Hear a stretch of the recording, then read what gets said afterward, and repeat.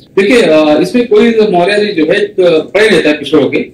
बसवंत सिंह का कद बहुत तेजी से आगे बढ़ा था, उसके बाद भाजपा में है। मुझे लगता कहीं ना कहीं उनसे राजनीतिक चूक हो गई। चूक इसलिए हुई क्योंकि जब चुनाव था 2022 का विधानसभा चुनाव, उससे पहले सपा में चले गए। इनको लगा कि भाजपा सरकार नहीं बन रही है, सपा में जाऊंगा तो मैं फिर से कैबिनेट मंत्री बन जाऊंगा। इनका हाल वही हुआ है जो बिहार में उपेंद्र कुशवाहा को हुआ है। जो उपेंद्र कुशवाहा के सरकार में मंत्री थे, उन्होंने नीतीश कुमार के एनडीए हमारे कारण पार्टी छोड़ के गए, अपनी अलग पार्टी बनाई। बाद में उसी नीतीश की पार्टी अपनी पार्टी में विलय कर दिया।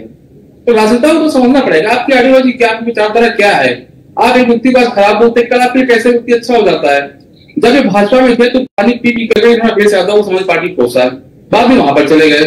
अभी ये भाजपा को पानी पी पी कर कोस रहे हैं। हम सबको नहीं बोलना चाहिए कि रामचंद्र महाराज को जो मैंने विवाद बयान दिया था, आखिर किसके लिए दिया था। देखिए जहां तक मेरा मानना है, ये लोग बयान देते हैं एक तबके को खुश करने के लिए। उनको पता है कि 80-82% वोट तो फिक्स है, कोई भाजपा दे रहा है, कोई सपा दे रहा है, कोई बसपा दे रहा है, कोई कांग्रेस के दे रहा है। जो 2-4-5% बचेगा सोचते उसको दाव दे रहे हैं, हम नहीं कर ले। इसके लिए किया संजय निषाद जी। मुझे कहीं ना कहीं लगता है कि देखिए ये जो मौर्य जी है क्षेत्रीय नेता है, ठीक है, इनके अपने समाज में पकड़ है। वैसे संजय निषाद हो गए, ओम प्रकाश राजभर हो गए, ये सब एक क्षेत्र के नेता है, एक जाति के नेता है।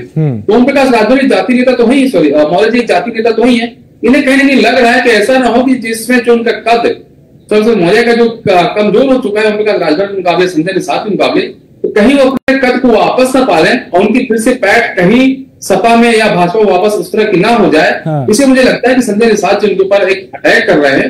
पर मुझे लगता है कि हाँ, स्वयं मौर्य को सोचना चाहिए। भाजपा में इन्होंने अपने बेटे को टिकट दिलाया था ऊंचाहार से।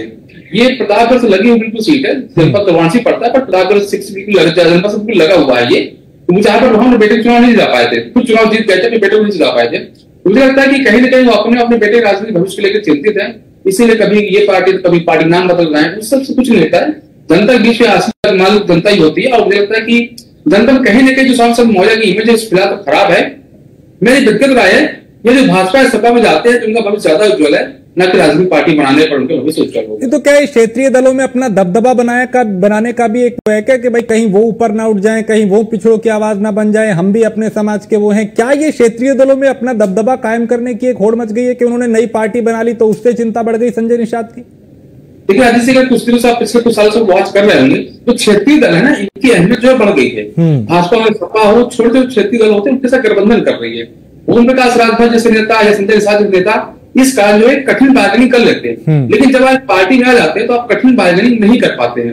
ओम प्रकाश राजभर के 6 विधायक में से एक तो अभी सजा हो गई है, और बाकी सारे क्योंकि 5 विधायक बचे हुए। तो इनको क्या लग रहा है कि मैं भी अगर 5-6 विधायक अपने जिता ले जाऊंगा तो कहीं ना कहीं मैं भाजपा से या सपा से ज्यादा अच्छा मूव तो कर पाऊंगा। अब देखें राजभर सपा से चुनाव लड़े गठबंधन करके, लेकिन बाद में भाजपा में आ गए।